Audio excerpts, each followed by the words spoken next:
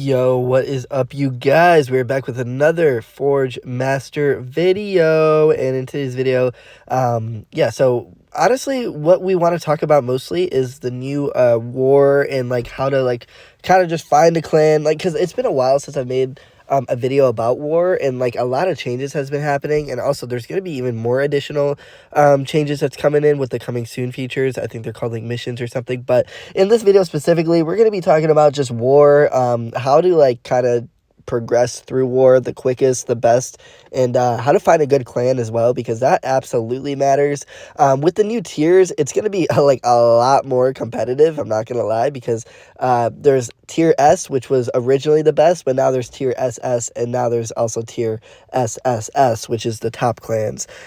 So yeah, there's going to be a lot of changes to war, and there has already been a lot of changes to war since my last video, so a lot of new things that I want to talk about, but also kind of the same things. But with that being said, let's get straight into war. So first things first, the point system has changed like significantly. I mean, if since my last video about war, like none of this was pretty much the same except for maybe the forge equipment stuff. So I want to talk about just how to like prioritize your points as best as possible, and especially with ascensions. If you guys haven't already watched my videos about ascensions, I made quite a bit of them, but they're going to give you like everything you need to know about that. But with ascensions coming up for all these free-to-play players, this is going to help a lot, because knowing like how you can progress through war the safest and the best, and getting all these personal rewards, it's very, very important to like just progress the fastest, right? So with that being said, let's get started. Now, first thing I want to talk about is the point system, like I said. So summoning skills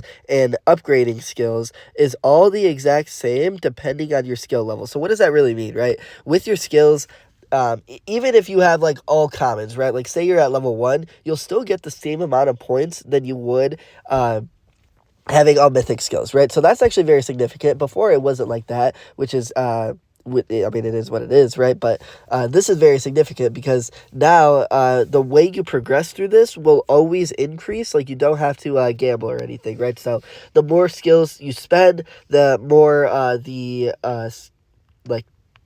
upgrades will happen, right? So hopefully that made sense. So yeah, so you don't have to worry about points with your skills. Like you can obviously save up as much as possible to get like, I don't know, save for tougher wars instead of spending it for easy wars, but we'll get to that like later.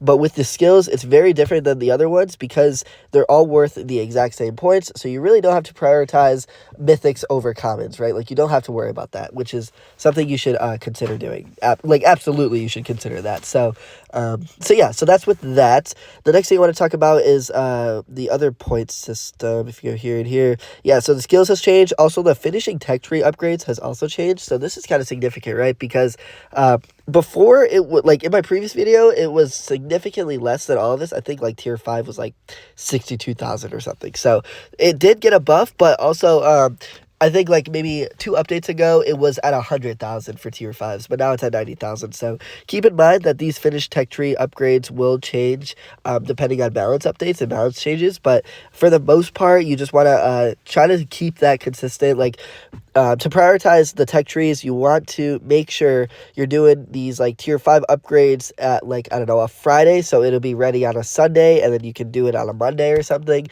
because it is 3 days. Like the tier 5s take the longest, but you can prioritize to get the most points.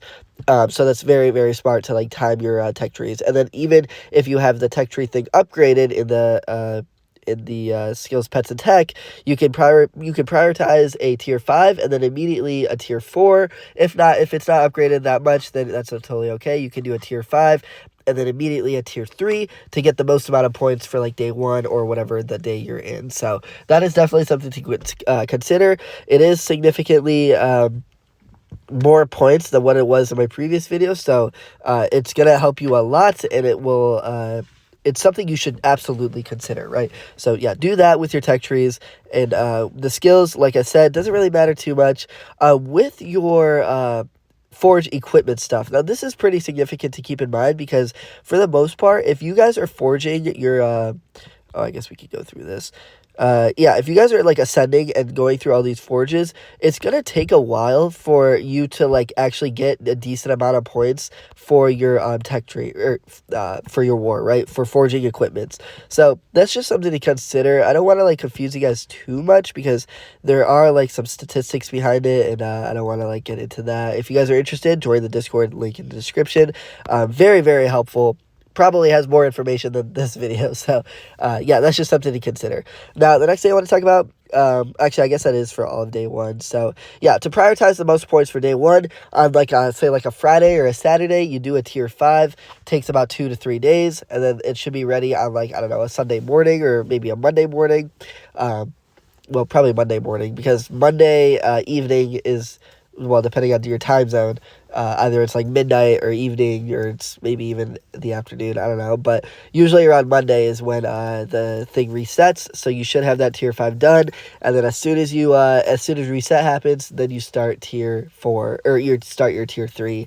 Most people are going to be tier 3s, but it's hopefully that kind of makes sense. So like, I don't know, just to like kind of showcase what I'm talking about. Yeah, so start like let's see, a tier 5 that takes about a day and 13 hours. On like a Saturday or something, and then on a Monday morning it should be done. So then you can start a tier 4, which is 23 hours, and that should be done immediately. So hopefully that made sense. It's how you get the most points for day one, and it's something you should prioritize 100%. And that's the same as what I talked about in the last video, but people aren't really doing that, and you're losing out on points, and that helps with personal rewards, and we'll get to that in a sec. So anyway, with that being said, day 2, things change on day 2 significantly, right? So spend 1,000 coins on Forge. Now this is pretty OP, especially if you're like, I don't know, like let's say you're at Forge 25, you're progressing all the way to 35, and it takes a significant amount of coins. Now this could add up if you guys start saving up, which I would absolutely consider saving up all of your like coins, and then when this day happens, you spend all of your coins on Forge, getting all of those points. That's something you should absolutely consider. It's pretty broken, so take advantage of that.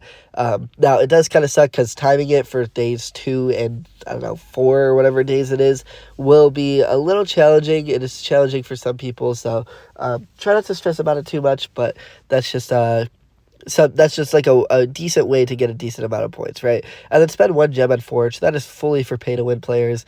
I highly doubt any of you free-to-play players are going to actually take advantage of that.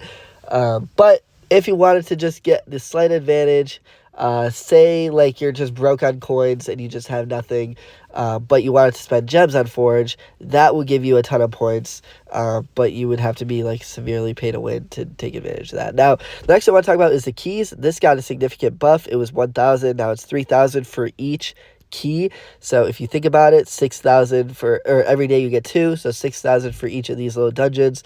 1, 2, 3, 4, 24,000 points every day if you're just playing the game, literally just for free. Like, it's pretty broken, so try to take advantage of that whenever you can, because the keys are significant and they're pretty nice. So now the next thing I want to talk about is the eggs. Now, hatching eggs is very, very important because you want to prioritize one over the other if you can, right? Now, this kind of sucks because Ascensions did kind of like limit this a little bit. Like, before you could just stock up on mythic eggs and you were chilling, right? Like, it was no problem at all. But unfortunately, when you get to the Ascensions, you pretty much don't want to waste any egg or any of the egg hatching things. Like, you want to save up as much as you can. You don't want to just stockpile on mythic eggs, unless if you want to prioritize war over anything else, right?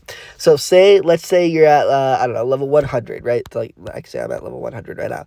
So you're at level 100 and you have a 25% chance to get mythic eggs. So that's pretty significant. I'm not going to lie. 25%. If I literally just start summoning like 50 for 5k, I would probably get like 45 something, or 40 out of the 50 Well, okay, that's probably not true. Maybe like, I don't know, like 35 out of the 50 mythic eggs if I get lucky, right? So that is very, very significant. And that is so much more points than what it would be if I'm competing against people with like rare eggs or something. So what I'm saying, like, what if you guys want to, if you don't want to prioritize your ascensions, which is totally okay, you can, and if you want to like keep winning tier SSS wars and get just stockpile on so much more other resources, that's something people can take advantage of, right? Like, absolutely, you can take advantage of that.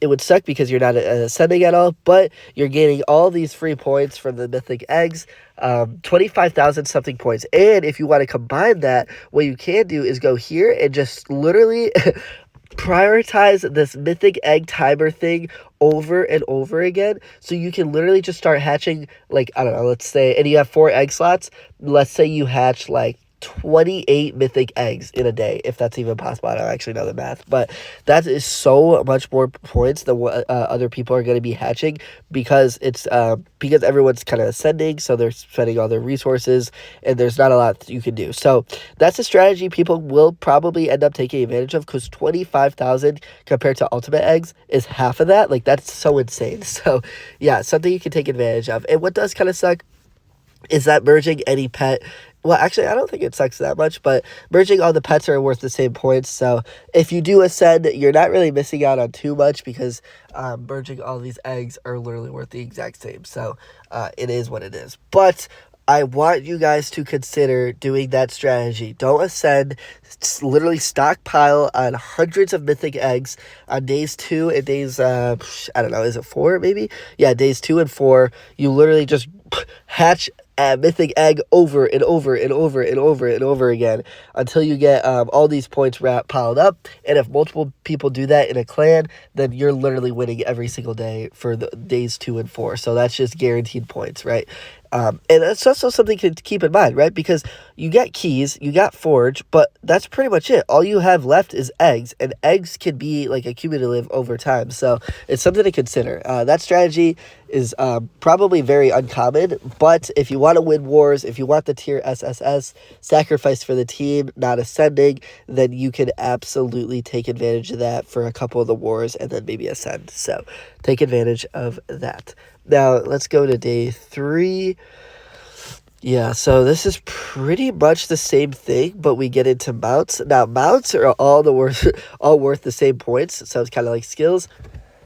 I agree with this, honestly, because with the mythic mounts, it was very, very uncommon, so I think this makes sense. This encourages ascensions for, like, apps, like, everything. Like, you want to just ascend over and over again, right? Like, you don't want to, like, do anything crazy, so, yeah, so this is not the same thing with pets, not the same thing with skills, or not. It's the same thing with skills, not the same thing with pets. Pets is a totally different strategy, totally different thing. I would consider doing my strategy of doing that.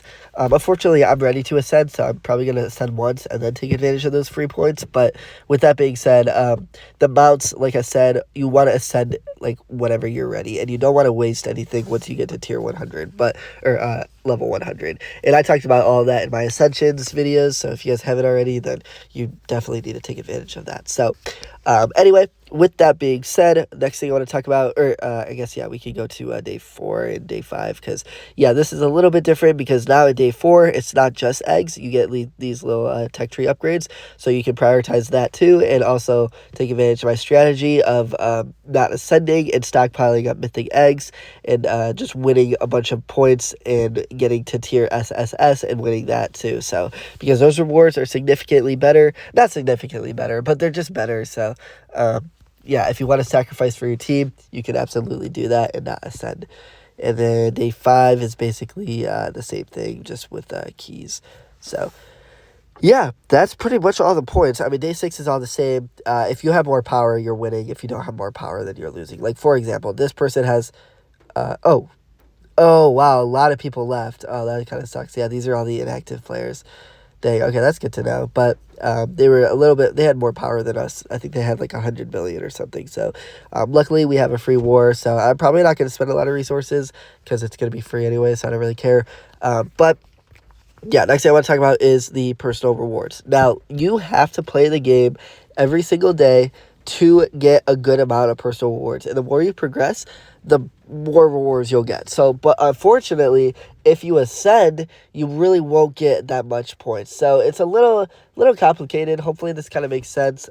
But if you can, you want to just play the game using war points, right? Like, you don't want to waste any resources if you're not getting any points.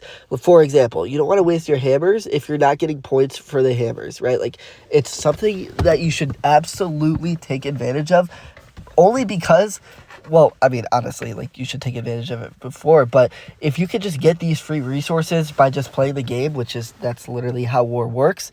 Playing the game, you get resources, you will see yourself progressing a lot faster than other people, because you want to, like, get these free rewards while other people are not taking advantage of it. And I took advantage of this, and I thought it was very, very nice, because it's just free rewards. So yeah, to get the most amount of personal rewards, you kind of want to save your resources for, like, the tougher wars.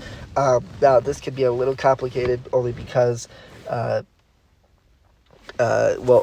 mean, for example, like, I don't want to confuse anyone, but personal rewards and, like, saving up resources, they don't really go, like, hand to hand, because you want to, like, get the most amount of rewards as possible. But if you can, try to aim around, like, 400,000. Now, why do I say 400,000, right? It should be very easy to get the first, like, okay, let's see, 1, 2, 3, 4, 5, 6, 7, 8. I don't know, let's say 250,000. 8 of the first personal rewards. It should be very easy to get this if you're just playing the game every single day, hatching eggs, upgrading skills, mounts, hammers, forge upgrades if you're timing it, tech tree upgrades if you're timing it, which you should be able to. Like, all of these are very, very easy to get. And then keep in mind, they changed it where every single personal reward is, like, the same and it's not increasing. So that is significant to know. If you can just time everything, like, strategize your points, which you should be doing regardless, but if you haven't, you should be strategizing everything to get the most amount of personal rewards. And this is how you progress faster than other people. And yeah, so take advantage of that. And then also, there's, like, this new currency thing that I'm not really going to get into, only because I don't really know, like, what it is yet. So that's okay. I mean, it is what it is. We'll figure that out as updates come. And I know missions, that's, like, a whole thing too that I'm going to get into later, for probably a different video, because it's been leaked, it's been released, but it's also been, like, very glitchy. So the developers have been like, absolutely not, we're not doing that. So yeah. Anyway, that's pretty much it with the points. That's pretty much it with the personal rewards. Now I kind of want to talk about how to find a clan. And this is very important, because most people, they're in inactive clans. Like, for example, if you're in an inactive clan, like this clan, and the leader is 7 hours online, you might as well just leave. This guy's 1 hour online, but look, if we look here, 73 days ago, that's 3 months, 2.5 months, kind of. This is about a month and a half, another month and a half, another month and a half, 2 weeks ago. Like, that's so, they're probably never touching the game again, but there are some active players. So if this is you, you want to just leave this immediately. I know it says tier SS, and I know it's pretty cool seeing that, but you don't want to stay in an inactive clan, because you're not going to get a lot of personal rewards. You're not going to get a lot of, like, winning rewards as well. So you want to find a winning clan, because the winning resources is way better than the losing resources literally in any tier. I mean, like, you would have to be in, like, tier E to not get enough points if you win against, like, tier SS or something. So yeah, so take advantage of an active clan, because it's very, very it's very, very important. Now, what you want to consider is honestly, I wouldn't really consider world chat, because it's too, like, flooded over and over again. Like, you can't really take advantage of the specifics with world chat and joining a clan that's best for you.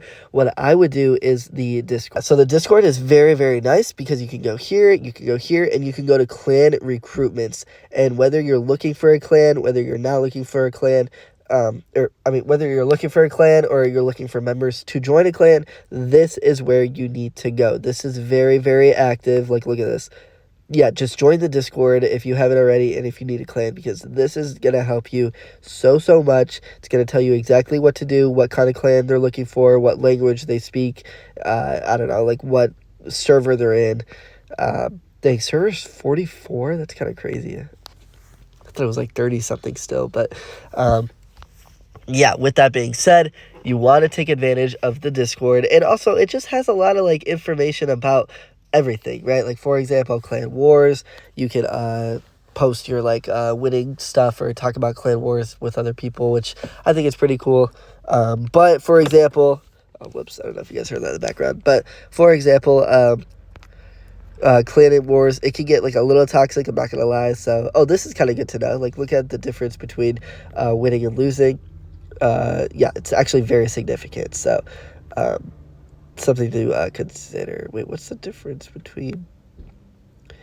Okay, I guess losing is kind of the same, but winning it's just a little bit more, and that little bit more is going to help you get that advantage to progress just a little bit faster. And then tier SSS is obviously like a little bit better. So, and then I think the biggest change is this currency right here. So, I'm not really sure what that does yet. Yeah, like look at that, 50 is kind of insane. So we'll see what happens with that one. Hopefully, it's fun. Like it's actually like a good feature to have, but it has to do something with the clans, which is gonna be very interesting. Not really sure how that's gonna work, but we'll just have to wait and see together. So yeah, take advantage of the Discord. Link in the description, like I said, and take advantage of these chats. If you need a clan, take advantage of that too. So yeah, that pretty much covers everything with the clan. A lot of new things, a lot of new features that's going to be coming up. So stay tuned for those videos. But like I said, we can always get to that later. So yeah, thanks for watching. And yeah, we will see you guys in the next video. Bye.